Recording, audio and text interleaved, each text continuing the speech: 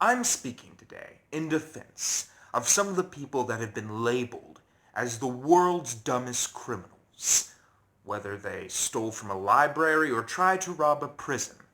I'm going to prove that stupidity is not a crime, and that everyone is innocent until proven stupid.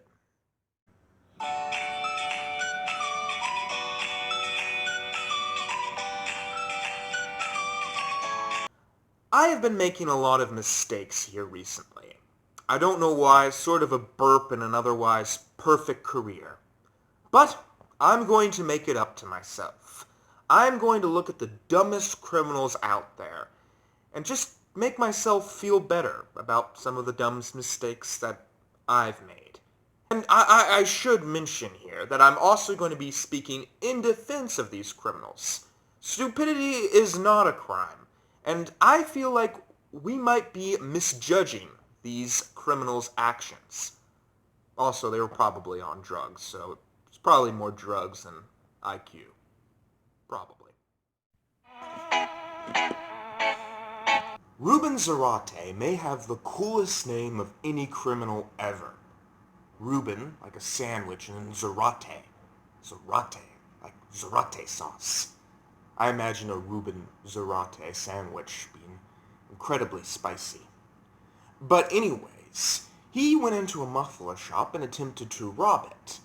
But the man over the counter said they couldn't open up the safe until their manager arrived. So Ruben decided to leave the man his phone number and tell him to call him back when the manager arrived. And they did end up calling him back. And when he came back, there were a bunch of police waiting for him. You can kind of see where that was going. In defense of Ruben Zarate, number one, his awesome name, and number two, I think both parties are at fault here. Ruben Zarate for trying to rob the muffler shop, but also the muffler shop for lying to him.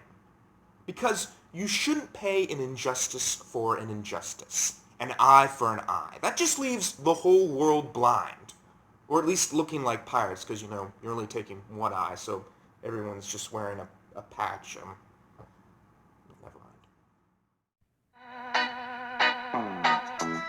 Tyree McCoy and Joseph McGinnis might have made the most unfortunate robbery in history. I'm sure they weren't planning on there being a large room filled with police officers. Monahan's Pub in Woodlawn is known as a police officer hangout. Dozens of off-duty Baltimore County officers were there celebrating a fellow officer's retirement early Tuesday night when investigators say these two men went into the takeout portion of the restaurant and held an employee up at gunpoint. At that time, the person who had been behind the counter knew that there was a retirement party for a police officer happening, so they went into the other portion, alerted the officers to the fact that they had just been involved in an armed robbery. According to investigators, the suspects had just left the restaurant, but they didn't get far before the off-duty officers at the party ran out and took them into custody. Police aren't saying how much cash 21-year-old Joseph McGinnis III and 22-year-old Tyree McCoy initially got away with. In defense of Tyree McCoy and Joseph McGinnis, I feel like this kind of stuff happens to them all the time. I feel sorry for them. I mean, look at these pictures. This guy's eyes all swollen, they're cut up. They're the kind of guys that would go out on a clear day and get struck by lightning. Or they'd go to a vending machine and the candy wouldn't fall down. Maybe the first one was way worse.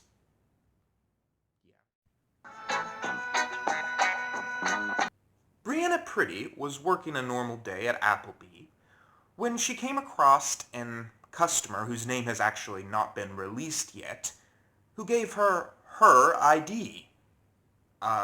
She ended up calling the police, and it turns out that she had been robbed a few weeks earlier, and the idea was indeed hers. In defense, I think there might actually be something more going on here. Why was the criminal's name not released to the public? Maybe this is actually a doppelganger, an exact copy of her from another parallel universe. And this is the evidence that we have been searching for. Why was her name not released to the public? That's all I'm saying. There are many good places to rob. Banks, convenience stores, U.S. facilities. None of these, by the way, by my own personal experience, at least as far as you know. But a bad place to rob would be a gun store, which was what Derek Mosley tried to do. Armed with only a baseball bat and a knife, the man over the counter was easily able to overcome his assailant by picking up one of the mini guns at the store. In defense of Derek Mosley, at least he wasn't like those mimes that brought those imaginary guns into the bank. The other guys had imaginary guns too. It was a heck of a fight.